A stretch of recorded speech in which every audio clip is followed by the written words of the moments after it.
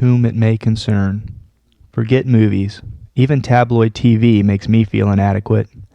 After seeing grave televisionalities describe the latest mass shooting spree of some pissed-off government employee, I think back and compare it to the piss-poor job I did on that gung-ho idealist from high school after college. I kept hitting that fucker in the face with the Pentagon Papers and hardback tomes by Chomsky, but he wouldn't let go. I beat him to his knees, forcing myself not to retch at the dull thud of blunt object on meat, the warm spray of blood hitting my face, bathing the walls, making my hands slick. I beat that naive bastard savagely, but he held on to my t-shirt with a bewildered look in his eyes until they just went blank. Then, like those who would come later, I dragged him into the glare of the bathroom lights and methodically dissected him, scrutinizing every bone and ligament that had held him together. But it was still never enough. I envy those with the talent for murder who can put the body in an unmarked grave and never look back. I find myself unconsciously wandering among the mausoleums and monuments, unsuccessfully fending off the fetid grasps of ghouls whose decomposing visages demand recognition, reflection, remorse.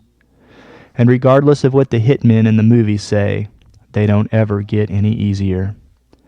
Shit, the last one was almost a mercy killing.